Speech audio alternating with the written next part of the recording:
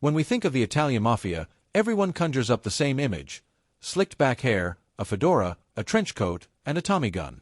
This effect stems from the American cultural industry, or rather, cultural imperialism.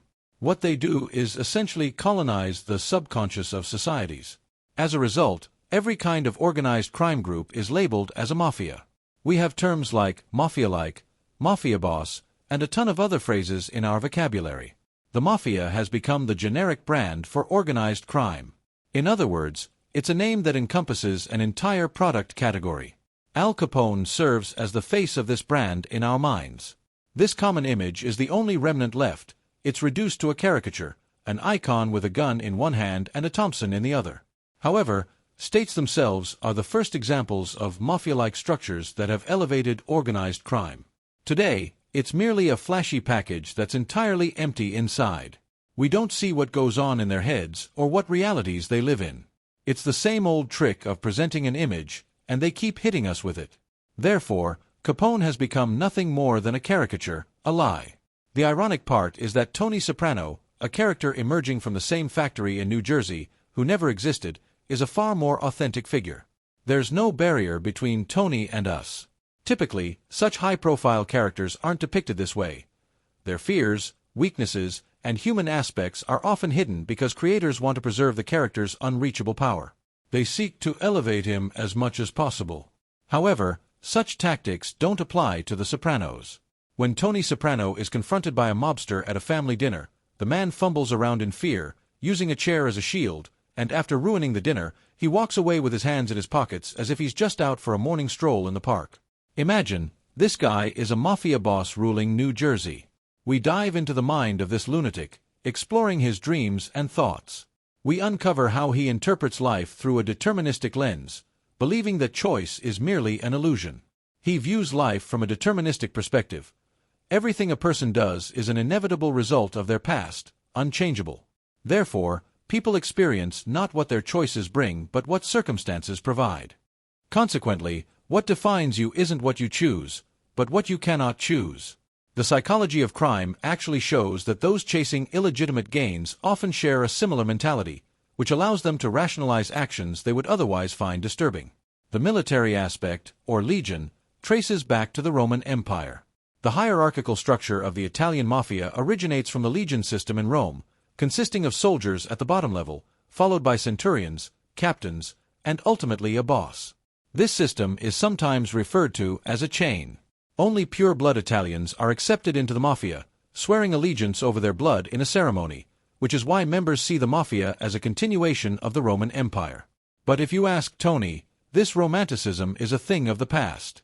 The Mafia is no longer as effective as it once was and has completely decayed from its once glorious ideals. With money as the sole reality, those who find a buyer will even sell their souls. For Tony, the Mafia is just a job. He wakes up every morning, drinks his coffee, and heads to work, collecting percentages from his underlings and chasing extra jobs like mediation and collections. When he returns home in the evening, he sets the table for dinner. That's how things work in his world. His confrontation with reality stems from an event in his childhood, witnessing his father cut off the fingers of a gambler who couldn't pay his debts.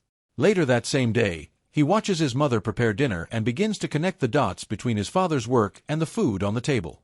For the first time, he understands how they sustain their lives, and when the harsh reality hits him, he collapses. This is how his panic attacks begin, one instance being when the ducks in his backyard fly away, prompting him to seek therapy. These sessions are crucial for understanding Tony Soprano's thought processes and analyzing his character. According to his doctor, the ducks in the pool symbolize Tony's family. Their departure evokes feelings of losing his family, representing abandonment, which triggers his panic attacks. The notion of rejection or exclusion is one of Tony's deepest fears. Since childhood, he's never received acceptance from his narcissistic mother, leading him to feel unworthy of love and ultimately hate himself. Over the years, this situation fosters a belief that he isn't someone deserving of love, causing him to constantly question his existence and the life he lives. This spiral leads him to contemplate existentialism. As Sarah argues, the inevitability of death renders everything else meaningless.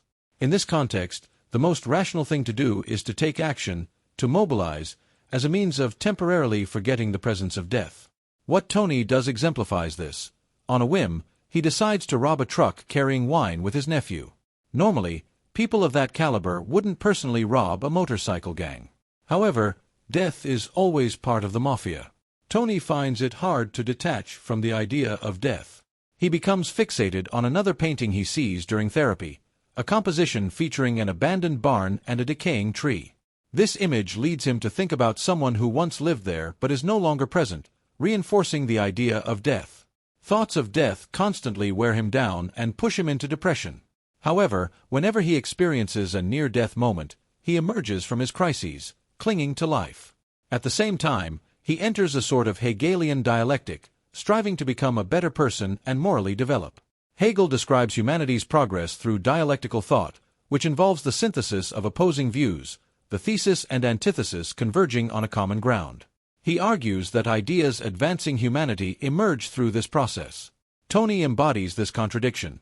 He is both a loving father and a ruthless mafia boss, trying to reconcile these opposing aspects to become a better person. However, whenever he manages to control his rage and become more understanding, he loses respect in his men's eyes because, in that world, respect is born from fear. Compassion and sentimentality are seen as weaknesses. For Tony to maintain his status in the food chain, he must uphold control over the city he rules. If people start thinking otherwise, he will lose that power. For instance, another crime family leader, Tony Soprano, becomes overly emotional at his daughter's wedding, causing his men to turn their backs on him and leaving him with no respect. Conditions never allow Tony to change. On the other hand, the fear of death serves as a signal for change, offering second chances. For instance, he enters a coma at one point, oscillating between life and death. During this period, we see his dreams. This could be considered a purgatorial state. His deceased cousin invites him to a mansion, which represents death. When Tony ultimately declines the invitation, he returns to life, but the light, symbolizing death, continues to approach him. We also see this light symbolism when Tony makes morally questionable decisions. For example, when he kills Chris, a light reflected on the wall symbolizes his guilt. This decision isn't impulsive. Tony has long believed Chris needs to die but has held himself back for various reasons. However, the most crucial factor is Chris's addiction, as no one trusts addicts, especially in that line of work where reliability is essential. Chris struggles with his own demons, complicating his adaptation to life. Consequently, he becomes interested in cinema and creates a B-movie featuring a mafia boss, which is clearly inspired by Tony. Tony feels that his nephew hates him, intensifying his sense of rejection and leading to deeper frustration. One evening, they have a car accident, and when Tony's disappointment merges with his anger, he decides to cut Chris off. In this way, death draws one step closer to Tony. He is violating the #1 law of dialectics, maintaining the same life. In a sense, Tony is preparing his own demise. While having dinner with his family, the screen suddenly goes black. After a 10-second silence, the credits roll, effectively signaling Tony's death. Throughout this sequence, a pattern is created with camera angles. Initially, Tony walks into the restaurant, leaning against the wall as he awaits his family. Each time the door opens, a bell rings, prompting Tony to look up. The scene shifts to the perspective of the characters entering, repeating the cycle: the door sound, a close-up of Tony's face, then his point of view. The last sound we hear is when his daughter enters, leading him to look at the door.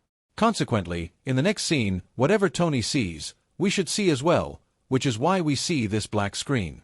Tony is dead now, and he sees nothing. We witness this void and darkness he cannot see. Bobby's reflection on death echoes this sentiment. He mentions that when someone at the table was shot, he didn't hear the gunshot. In reality, even low-caliber bullets travel faster than sound, so neither Tony nor we hear the bullet that kills him, only the sudden darkness and silence. In this scenario, the message is clear. For someone in that position, a blow can come from anywhere and anyone at any moment. When it arrives, the game is over. He neither hears the bullet's sound nor knows who shot him. However, deducing the shooter isn't too difficult.